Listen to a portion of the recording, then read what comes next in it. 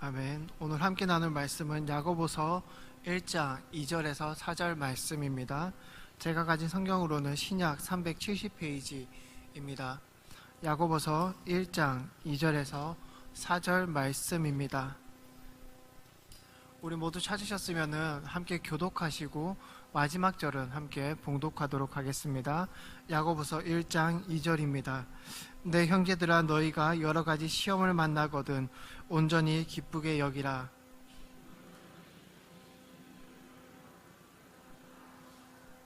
인내를 온전히 이루라.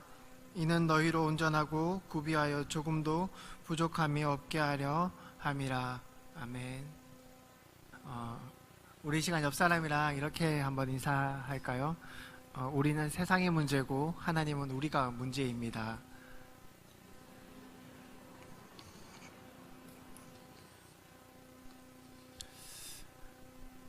오늘 함께 하나님의 말씀을 나눌 때에 하나님의 말씀이 우리의 삶을, 그리고 우리의 한 주를, 그리고 우리의 하루를, 그리고 지금 이 순간을 통치하시기를 간절히 소망합니다. 예수를 믿는 목적은 무엇입니까? 혹은 예수를 믿는 이유가 무엇입니까? 라는 이런 질문을 제가 한 적이 있습니다. 얼마 전에 이제 오늘 수료식을 했던 그 평안인 반을 가르치면서 이제 제가 새신자들에게 물어보았던 질문입니다. 여러분들에게도 한번 물어보고 싶습니다. 여러분들은 예수 믿는 목적이 무엇입니까? 혹은 예수를 믿는 이유는 어디에 있습니까? 이런 질문을 우리가 들을 때는 조금은 당혹스러운 질문일 수도 있습니다. 혹은 생각해보지 않은 질문이라서, 혹은 너무나 익숙해져 버린 우리들의 신앙 때문인지는 모르겠지만 어찌되었든 간에 쉽게 이야기가 나오지 않는 그러한 질문임에는 틀림없는 것 같습니다. 특히나 이 질문, 예수를 믿는 목적이 무엇입니까? 혹은 왜 예수를 믿습니까? 라는 이 질문에 오히려 새가족들이 더 대답을 잘하는 모습을 저는 발견하였습니다.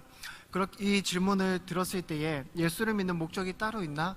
라는 생각을 하면서 조금은 불경하게 느껴지는 질문이기도 할 거고요. 그리고 우리가 생각해보지 않았고 너무나 일상 속에서 너무나 평이하게 우리가 신앙생활을 하다 보니 이러한 질문들을 가끔씩 잃어버리곤 할 때가 있는 것 같습니다. 우리에겐 낯선 질문입니다. 대답하기도 쉽지 않겠지요. 이 질문에 대한 대답을 저는 이렇게 여러분들에게 이야기하고 싶습니다.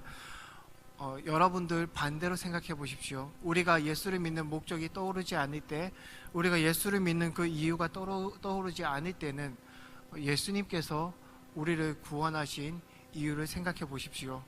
혹은 예수님께서 우리를 위하여서 십자가에 못 박혀 죽으신 그 예수님의 목적을 여러분들은 한번 생각해 보십시오라고 여러분들에게 이야기해드리고 싶습니다.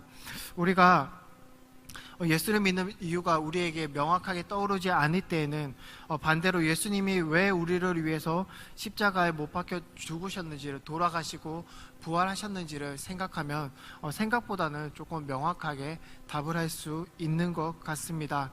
왜 예수님이 우리를 위하여서 십자가에 돌아가셨을까요? 너무나 간단하죠. 사랑이기 때문입니다. 하나님께서 우리를, 내 몸과 같이 우리를 스스로 자신을 사랑하신 것과 같이 우리를 사랑하셨기 때문에 하나님께서는 예수 그리스도의 몸으로서 인간의 몸을 힘입어 우리에게 오셨고, 또한 우리를 위하여서 십자가를 지셨습니다. 이는 신앙이라는 것이 우리를 향한 하나님의 목적을 따라가기 때문에 오히려 우리가 하나님을 믿는 목적이 무엇입니까? 라는 이 질문 속에서 반대로 생각하게 되면 답을 떠올릴 수 있습니다. 우리 마음 안에서 하나님께서 일을 먼저 시작하신 것이 신앙입니다.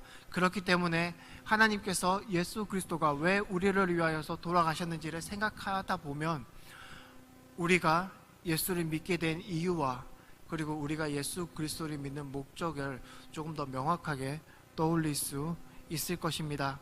여러분들에게 한 번 더 질문하겠습니다. 여러분은 왜 예수 그리스도를 믿습니까? 여러분들은 예수 그리스도를 믿는 목적은 무엇입니까? 여전히 어렵나요? 표정을 보니까 여전히 조금 어려운 것 같습니다. 우리가 예수 그리스도를 믿는 이유를 누군가가 나에게 물어본다면 우리의 대답은 분명히 사랑이어야 될 것입니다. 예수 그리스도를 믿는 목적이 무엇입니까? 라고 누군가 나에게 물어본다면 하나님과 다 하나님을 닮아가는 것이라고 우리는 이야기해야 될 것입니다. 예수 그리스도를 믿는 목적이 무엇입니까? 라고 이야기를 할 때에, 물어볼 때에 예수 그리스도라는 그 한 단어가 우리의 답이 될 수 있어야 합니다. 왜냐하면 이렇게 생각하면 좋습니다. 연인끼리 물어볼 수 있죠. 부부 사이에 물어볼 수 있습니다. 너는 왜 나랑 살아? 너는 왜 나를 만나? 저도 연애 때 많이 물어봤던 질문입니다. 많이 고마웠죠. 그 대답을 듣고. 어떠한 대답을 우리가 원하냐면, 그리고 무엇이 정답이냐고, 너니까 라는 그 대답이 사실은 정답일 것입니다. 자기는 왜 나랑 이렇게 사귀고 만나고 왜 나랑 이렇게 살아라고 이야기를 할 때에 너니까, 이 말처럼 명쾌한 대답은 없으며 또한 본질적인 대답은 없을 것입니다. 동일하겠지요. 왜 예수를 믿습니까? 예수 그리스도를 사랑하니까, 예수 그리스도이니까. 그 대답이 우리들의 대답이 되어야 합니다. 예전에 참 좋은 찬양이 하나 있습니다. 제가 어렸을 때 많이 불렀던 찬양인데 요즘에는 잘 안 부르는 것 같습니다. 이 찬양이 예수를 왜 믿습니까? 라는 그 질문에 대답이 될 수도 있겠지요. 여러분도 아실 겁니다. 예수님이 좋은 걸 어떡합니까? 반주가 없으니까 좀 힘드네요. 이 대답인 거죠. 예수님이 좋으면 좋은 걸 어떡합니까? 세상에 어떤 것도 비길 수 없는 그 예수 그리스도가 이렇게 좋은데 나는 어떡합니까? 이것이 우리들의 신앙의 대답이어야 합니다. 바꾸어 이야기하면 신앙의 목적이 무엇입니까? 라고 이야기를 할 때는 이렇게 예수님과 함께 걸어가는 나의 삶이 신앙의 목적입니다. 혹은 예수님을 닮아가는 나의 삶이 우리의 목적입니다. 라는 이 대답이 우리의 대답이 되어야 합니다. 예수 믿는 목적이 무엇입니까? 라고 이야기를 할 때에 나의 어려움을 위해서, 물론 맞죠. 우리들의 삶의 어려운 부분들을 예수 그리스도께서, 하나님께서 돌보시는 것은 맞죠. 근데 그것이 우리들의 신앙의 목적이 되어서는 안 된다는 것이지요. 그렇기에 그리스도인의 삶과 신앙의 목적은 예수님과 동행하는 삶이 되어야 합니다. 하나님을 사랑하는 마음이 우리 신앙생활의 원인이 되어야 되고 이유가 되어야 합니다. 그리고 하나님과 함께하는 삶, 하나님을 닮아가는 삶, 이것이 우리 신앙생활의 목적입니다. 그리고 이렇게 동행하는 시간들 속에서 분명히 세상이 우리에게 주는 여러 가지 시험이 있을 것입니다. 온 갖가지 유혹들이 우리들의 삶 가운데서 도사리고 있을 것이고 우리를 넘어뜨리려고 계속해서 우는 사자와 같이 우리 곁에 있을 것입니다. 이때 필요한 것이 오늘 본문을 통해서 우리가 보았던, 오늘 본문이 우리에게 이야기하고 있는 인내라는 것입니다. 우리 야고보서 1장 2절에서 4절을 함께 한 번 더 읽어보도록 하겠습니다. 우리 야고보서 1장 2절에서 4절입니다. 내 형제들아, 너희가 여러 가지 시험을 만나거든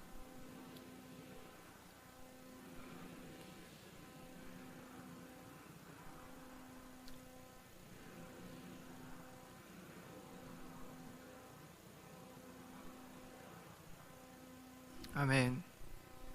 제가 오늘 이 본문을 통해서 여러분들과 나누고 싶은 첫 번째는 무엇이냐면 이것입니다. 인내를 통해서 하나님의 목적에 우리가 동행해야 합니다 라는 것입니다. 무슨 말이냐면 우리가 하나님과 동행하기 위해서는, 하나님과 함께 우리의 삶을 걸어가기 위해서는 수많은 시험들과 또한 수많은 어려움들이 있을 것입니다. 세상은 분명히 여러분들에게 압력할 것이고 세상은 여러분들에게 반드시 영향력을 끼칠 것입니다. 그 영향력을 이겨내는 것, 그 압력을 견뎌내는 것, 그것은 너무나도 힘든 일이겠지요.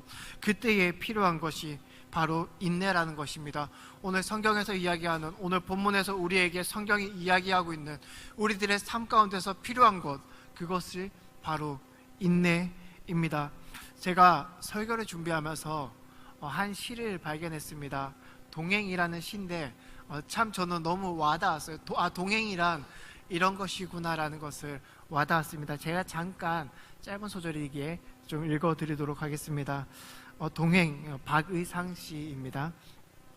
임신한 지 8개월은 되어 보이는 한 여자가 뒤뚱거리며 길을 건너다 말하네. 아가야, 둘이 한 길에 가기란 힘든 일이란다. 이 제목이 동행입니다. 너무 와닿았어요. 물론 이제 아이가 없지만 그럴 것 같다라는 생각을 너무나도 많이 했습니다. 동행이라는 것은 둘이 한 길에 가는 것은 힘든 길인 것이지요. 동행한다는 것은 서로 다른 사람들이 모여서 하나의 목적지를 공유하고 함께 속도를 맞추어서 가는 것을 두고 동행이라고 합니다. 어려운 일입니다. 동행을 하기 위해서는 서로가 자신을 양보하고 포기해야 합니다. 결국엔 내가 다른 사람의 동행이 되어 주었다는 것은 내가 나의 온전함, 그러니까 내가 나의 이기심이나 그러한 모든 것들을 양보하고 기꺼이 내가 너를 위해서 너의 동행이 되어 줄게. 이러한 마음이 있어야지 우리는 동행이라는 것을 할 수 있습니다. 흔히들 부부간의 삶을 동행한다, 삶을 함께 걷는다라는 표현을 하는데 부부들 사이에서도 이러한 마음들이 반드시 필요하겠지요. 나의 모든 욕심이나 나의 모든 생각을 상대방에게 투영하는 것이 아니라 나의 그러한 것들을 서로 양보하면서 내가 기꺼이 너의 남편이 되어줄게, 내가 기꺼이 너의 아내가 되어줄게, 이렇게 약속하며 함께 가는 것, 이것이 바로 부부된 사람의 삶이고 또한 참으로 동행한다라고 생각을 합니다. 이러한 것은 신앙의 관계 속에서도 충분히 적용이 가능합니다. 무엇이냐면 하나님께서 우리와 먼저 동행하시는 것이죠. 하나님께서 우리와 동행하신다는 것은 예수 그리스도의 십자가라는 대가를 감내했기 때문에 가능한 일인 것입니다. 온전히 하나님이셨던 그 스스로를 포기하고 인간의 몸으로 우리에게 먼저 오셨기 때문에 우리가 하나님과 동행할 수 있다는 것을 우리는 기억해야 합니다. 하나님과 동행한다라고 이야기를 할 때 그 동행이라는 단어를 통해서 우리가 분명히 기억해야 될 개념 중에 한 가지는 하나님께서 먼저 자신을 내어주셔서 우리의 동행이 되어주셨다라는 것입니다. 우리 함께 빌립보서 2장 6절에서 7절을 읽어보도록 하겠습니다. 빌립보서 2장 6절에서 7절입니다. 시작.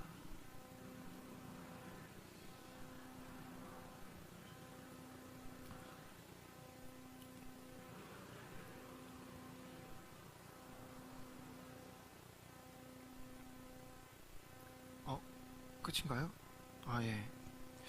제가 뒤에 계속 읽어드리겠습니다. 사람의 모양으로 나타나셨으며 자기를 낮추시고 죽기까지 복종하셨으니 곧 십자가에서 죽으심이라. 8절까지인 것 같습니다.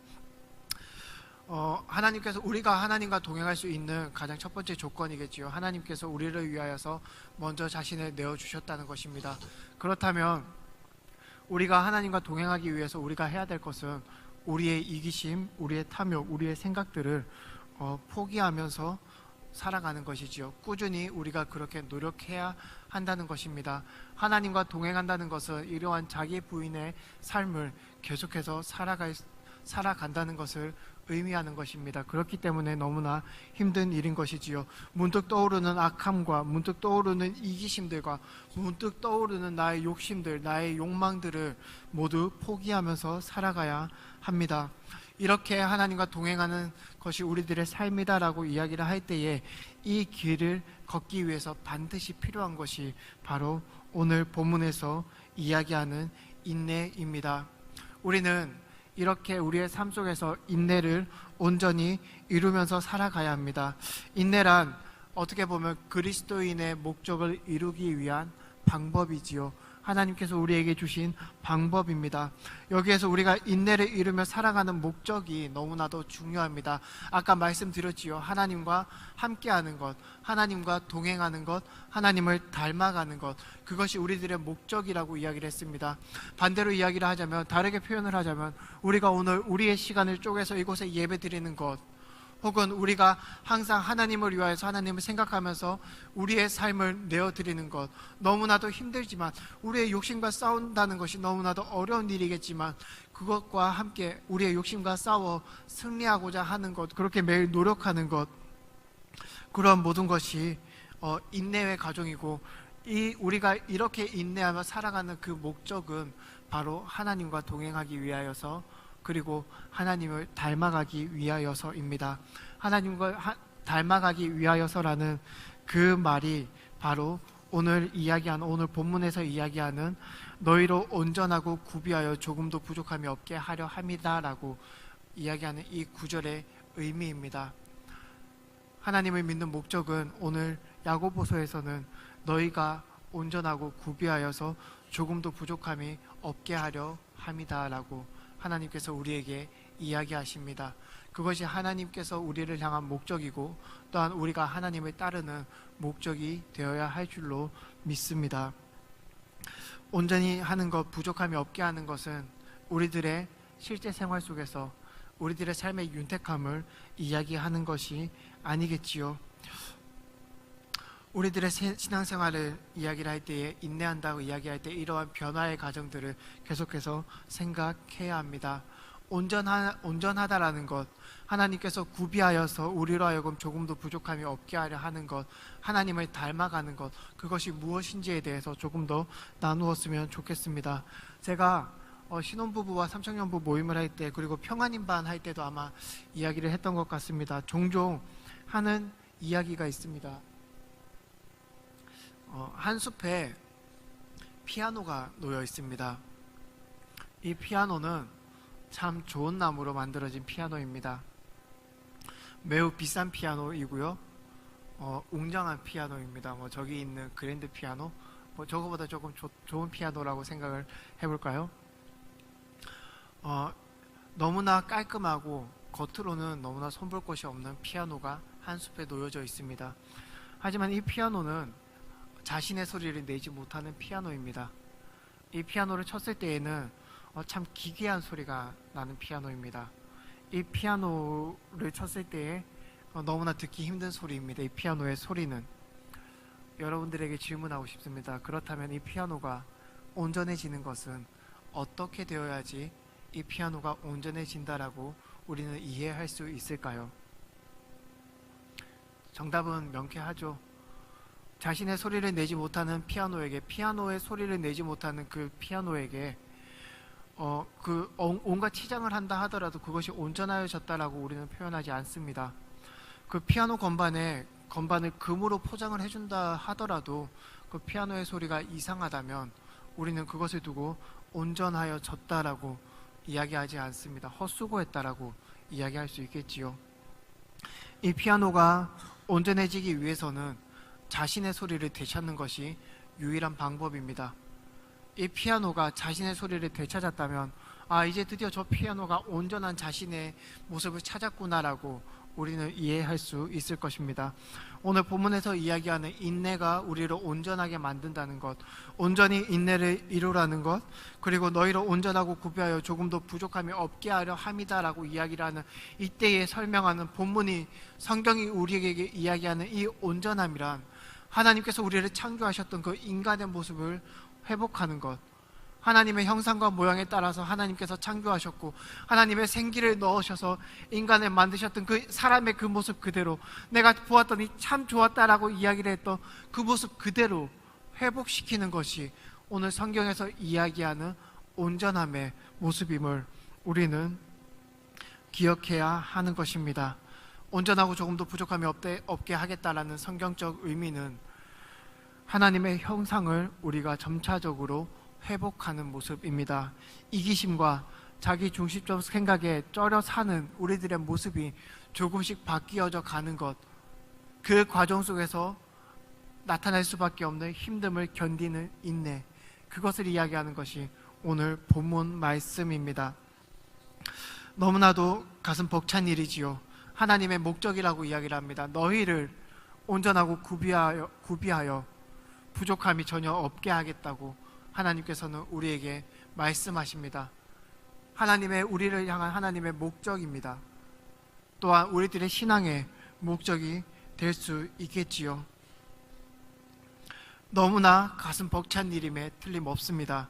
나처럼 모자라고 결점투성이인 나를 하나님께서는 온전하고 구비하여 조금도 부족함이 없는 사람으로 만들겠다라고 이야기를 하십니다. 하나님께서 우리를 시험하시는 이유가 오늘 본문은 여기에 있다고 이야기합니다. 그렇기 때문에 너희는 그 시험조차도 기쁘게 여기라고 우리들에게 이야기하고 있습니다. 하나님께서 우리를 그렇게 시험하시기 때문에 우리들은 그 시험들을 오히려 낭망하고 그 시험 앞에 낭망하는 것이 아니라 오히려 그 너머를 기억하며 너머를 기대하며 하나님 앞에 기뻐할 수 있는 것입니다. 오늘 본문 말씀을 통하여서 두 번째로 나누고 싶은 것은 이 인내를 어떻게 이룰 수 있을까라는 그 질문에 대한 대답입니다. 앞서 이야기했듯이 우리는 너무나 모자라고 부족함이 많은 사람들입니다.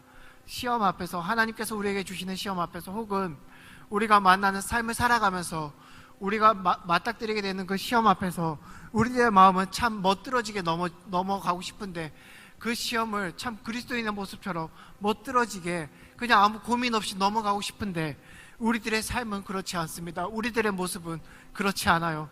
우리들은 언제나 그 시험 앞에서 갈팡질팡합니다. 하나님을 우리들의 잣대로 시험하기 시작합니다. 하나님을 우리들의 잣대로 비교하며 세상을 따를 때와 하나님을 따를 때의 그 두 가지의 길을 놓고 무엇이 우리에게 유익한지를 갈팡질팡하며 잣대질합니다. 서로 무엇이 유익한지를 재보겠지요. 그렇게 고민하고 걱정하고 염려하는 모습으로 우리는 우리들의 인생 앞에서 우리들의 삶에 놓여진 그 시험들을 하나씩 넘어가는 모습을 볼 수 있습니다. 이러한 모습들이 우리들입니다. 그렇다고 해서 이러한 모습을 보인다고 해서 갈팡질팡한다고 해서 그 시험 앞에서 내가 너무나 고민이 많다고 해서 그것을 무조건적으로 넘어갈 수 있는 것도 아닙니다. 우리가 무조건 시험에 대해서 승리할 수 있다, 그런 것도 아니지요. 때론 넘어질 때가 있습니다. 아니, 더 많겠지요. 그 시험 앞에서 넘어질 수 있겠죠. 이런 우리가 어떻게 인내를 이룰 수 있을까요? 이런 우리가 하나님 앞에서 어떻게 하나님의 목적을 온전히 이루어 드릴 수 있을까요? 이 질문, 제가 설교를 준비하면서 생각했던 이 생각의 답이 오늘 본문을 통해서 여러분들과 나누고 싶은 두 번째 주제입니다. 간단히 이야기를 하자면 인내를 이루기 위해서는 하나님께 붙어 있어야 한다라는 것이 저의 대답입니다.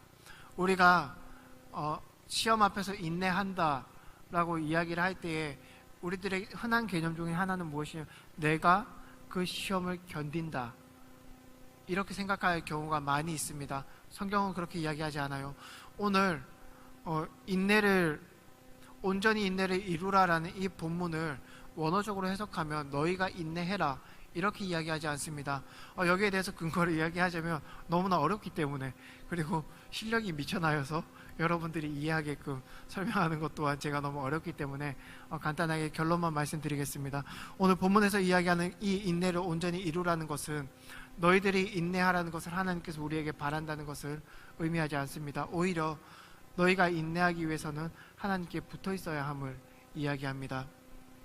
여기서의 인내는 우리 속에서 나타나는 인내가 아니라 하나님께서 우리에게 심으신 그 말씀의 생명이 인내하게끔 만드는 그 인내입니다. 쉽게 조금은 비유적으로 여러분들에게 설명드리겠습니다. 씨앗이라고 생각하면 되겠지요. 씨앗이 땅에 심겨지면 그 씨앗 안에는 DNA가 들어있죠. 어떠한 DNA죠? 이 씨앗이 나중에 자라서 어떠한 열매를 맺게 될 것인지 그 계획들이 그 씨앗 안에는 다 들어있습니다. 이 씨앗이 땅에 심겨져서 물과 햇빛을 받기 시작하면 자라겠지요. 처음부터 떡잎부터 사과 열매가 열리는 그러한 나무는 있지 않을 것입니다. 하지만 그 씨앗이 우리에게 그 씨앗이 땅에 심겨져서 열매를 맺기까지는 분명히 필요한 게 무엇이? 시간이 필요한 거죠. 많은 것들이 필요하겠지만 가장 대표적으로 시간이 필요합니다. 그 시간 속에서 이 나무는 견뎌야 하며 이 나무까지는 많은 시험들을 감내해야 합니다. 인내해야 되겠지요. 이 나무가지가 죽지 않을 힘이 어디에 있습니까? 그 처음 심겨졌던 그 씨앗의 생명에 있다는 것이지요. 그러한 과정들이 인내라는 것입니다. 오늘 성경에서 우리에게 이야기하는 이 인내는 우리의 속에서 나오는 그 인내가 아니라 하나님께서 우리에게 말씀으로 심겨진 그 생명에서 나타나는 인내, 결국에는 그 하나님의 말씀을 따라 살아갈 때에 성령께서 우리에게 주시는 그 힘, 그것을 두고 인내라고 이야기를 합니다. 그렇다면 우리는 이 인내를 온전히 이루기 위해서는 무엇을 해야 하나요? 우리가 우리의 힘으로 노력하거나 그런 것보다는 우리가 가장 먼저 해야 될 것은 하나님 앞에 무릎 꿇는 것이겠지요. 하나님 앞에 예배 드리는 것이고, 하나님의 말씀 앞에 나의 생각과 나의 마음과 나의 욕심을 내려놓는 것, 거기에서부터 시작을 해야 합니다. 우리가 시험을 이길 힘은 어디에서 옵니까? 하나님 앞에 붙어 있을 때에 하나님께서 우리에게 주시는 그 생명의 힘, 그것이 아니고서는 우리들의 삶에서 인내를 나타낼 수 없고, 우리들의 삶 속에서 맞닥뜨리는 그 시험을 이길 수 없다는 것이지요. 오늘 본문에서 이야기하는 전체적인 모습입니다. 너희는 하나님 앞에 붙어 있음으로 온전히 인내를 이루라. 그리하면 너희들의 열매가 아니라 하나님이 너희를 향한 하나님의 뜻, 하나님의 목적, 그 하나님의 형상, 하나님의 열매, 바꾸어 말하면 성령의 열매가 너희들의 삶 가운데서 온전히 맺어질 것이다. 이것이 오늘 본문 말씀입니다. 너희는 인내를 온전히 이루라. 이는 너희를 온전하여 구비하며 조금도 부족함이 없게 하려 함이라. 하나님께서 우리를 향한 뜻이지요. 다른 부분들로 이야기를 하자면 로마서 12장 2절이겠지요. 너희는 이 세대를 본받지 말고 오직 마음을 새롭게 함으로 변화를 받아 하나님의 선하시고 기뻐하시고 온전하신 뜻이 무엇인지를 분별하도록 하라. 이것이 하나님께서 우리에게 원하시는 모습입니다. 요한복음 15장 5절에서도 이야기를 하고 있습니다. 우리 함께 읽어보도록 하겠습니다. 요한복음 15장 5절입니다. 시작.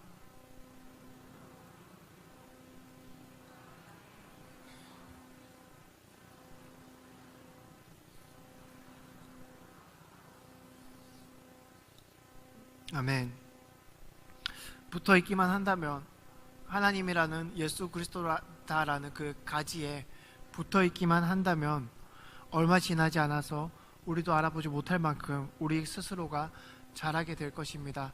자라있는 나의 모습을 발견할 것입니다. 이 일은 너무나도 가슴 뛰는 일입니다. 성도로서 예수 그리스도에게 붙어 있다는 것, 성도니까 성도로서 하나님의 말씀 앞에 붙어 있고 하나님의 그 생명 앞에 붙어 있다라는 이것은 너무나도 가슴 벅찬 일임에 틀림없습니다. 하지만 동시에 우리는 마음을 단단히 먹어야 되겠지요. 왜냐하면 이것은 뱀이 비둘기가 되는 훈련의 시작입니다. 혹은 미꾸라지 같은 우리가 독수리가 될 수 있는 그러한 전혀 다른 모습으로 변화를 받는 그 새로운 모습이 되는 기적의 훈련의 시작이기 때문입니다.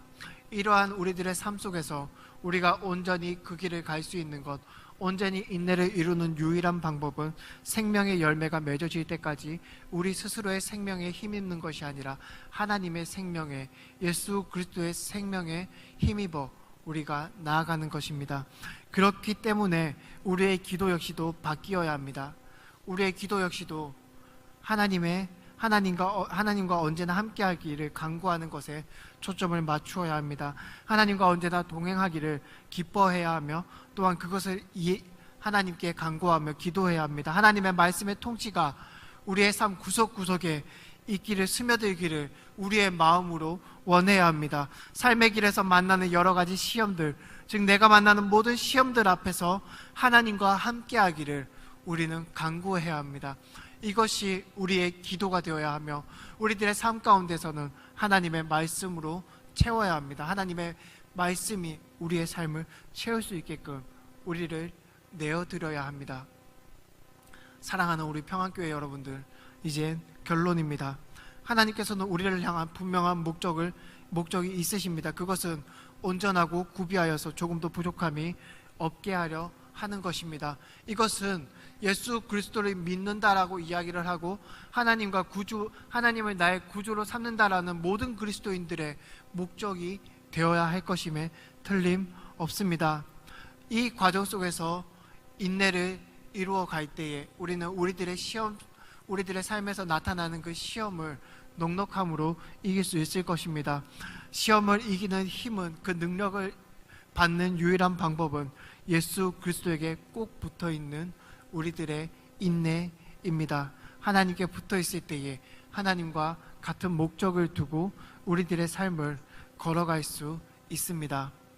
하나님과 같은 생각을 하며 하나님과 같은 목적을 가지는 것, 이것은 우리의 생각을 하나님께 맞춘다라고 이야기를 할 수 있습니다. 하지만 우리의 생각의 대부분은 언제나 무엇을 먹을지, 무엇을 마실지, 무엇을 입을지에 맞추어져 있습니다.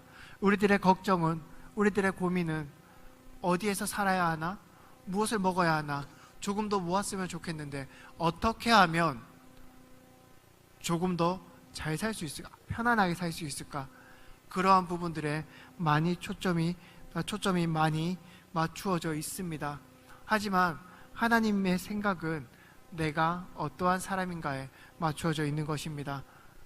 하나님의 목적은, 하나님의 생각은 윤대영 강도사라는 그 사람이 어떠한 사람인가, 진짜 설교하는 것처럼 그 사람이 말씀의 사람인가, 하나님의 초점은 나라는 존재가 하나님 앞에서, 세상 앞에서 어떠한 사람인가라는 그 부분에 맞추어져 있다는 것을 여러분들은 기억하셨으면 좋겠습니다. 또한 시험의 목적 또한 여기에 맞추어져 있습니다. 하나님께서 우리에게 주시는 그 모든 테스트들은 유혹이 아니죠. 모든 테스트들은 우리가 과연 온전하고 구비하여 부족함이 없는 하나님의 사람이 되느냐 마느냐, 거기에 있다는 것입니다. 하나님께서는 우리가 하는 그 고민하고 걱정하는 것들이 전혀 문제가 되지 않으시는 분이십니다. 하나님께서는 홍해를 가르시기도 하셨고요, 반석에서 물이 나오기도 하셨습니다. 물고기 2마리와 보리떡 5개로 5,000명을 먹이시고 12광주리를 남기신 분이시기도 합니다. 하나님께서는 세상을 재창조하시는 것도 전혀 문제가 되지 않습니다. 하나님의 마음은, 하나님의 관점은, 하나님의 생각은, 문제는 그 세상을, 하나님께서 만드시는 그 세상을 다스릴 사람이 없다는 것에 있습니다. 하나님의 초점은 거기에 있는 것이지요. 아담도 실패했습니다. 이스라엘도 역사적으로 성경을 볼 때에 실패했다 할 수 있겠지요. 오직 예수 그리스도만이, 그 순종하신, 하나님의 말씀에 오롯이 자신을 내어주기까지 순종하신 예수 그리스도만이 이 일에 성공하였습니다. 그렇기 때문에 우리가 하나님 앞에 온전해지기 위해서는, 하나님이 기뻐하는 그 한 사람이 되기 위하여서는 그분 안에서 예수 그리스도 안에서 거해야 합니다. 조금도 부족함이 없는 하나님의 사람이 되는 일에 하나님의 목적이 달려 있습니다. 성도 여러분, 우리의 고민은 언제나 세상에 있습니다. 우리의 걱정은, 우리는 언제나 세상이 문제입니다. 하지만 기억하십시오. 하나님의 문제는 언제나 우리에게 있다는 것을. 하나님의 초점과 하나님의 관심은 언제나 내가 하나님의 사람인지, 내가 말씀 앞에서 순종하는 사람인지, 세상의 압력을 인내하며 살아가는 사람인지, 어떠한 사람인지에 대해서 맞추어져 있다는 것을 여러분들은 기억했으면 좋겠습니다. 그러므로 이 모든 일이 합력하여서 선을 이루는 이유는 오직 우리가 그 아들의 형상을 본받게 하려 하심입니다. 시험의 한복판에서 하나님의 관점을 우리의 관점으로 삼아야 합니다. 사랑하는 성도 여러분, 하나님께서 목표로 삼으신 것을 여러분들의 삶에서 여러분들의 목적으로 받아들이고 우리도 함께 하나님과 함께 그것을 목적으로 품는 귀한 평안교회 되기를, 그리고 또한 그러한 성도님 되시기를 간절히 소망합니다. 우리 함께 이 시간 잠깐 함께 기도하겠습니다. 기도할 때에 하나님 앞에서 우리들의 생각을 버리게 하시고 하나님께서 원하시는 그 목적을 우리의 마음속에 품을 수 있도록 도와달라고 이 시간 함께 한 목소리로 하나님 앞에 기도하며 나아가겠습니다. 기도하시겠습니다. 사랑이 많으신 하나님 아버지, 감사합니다. 하나님 안에서 온전하여지고 구비하여져서 부족함이 없는 사람이 되게 하여 주시옵소서. 언제나 우리의 삶이, 우리의 마음의 초점이, 삶의 초점이 하나님의 되게 하시고 하나님의 목적이 우리의 목적 되게 하여 주시옵소서. 감사 영광 돌려오며 예수님의 이름으로 기도합니다. 아멘.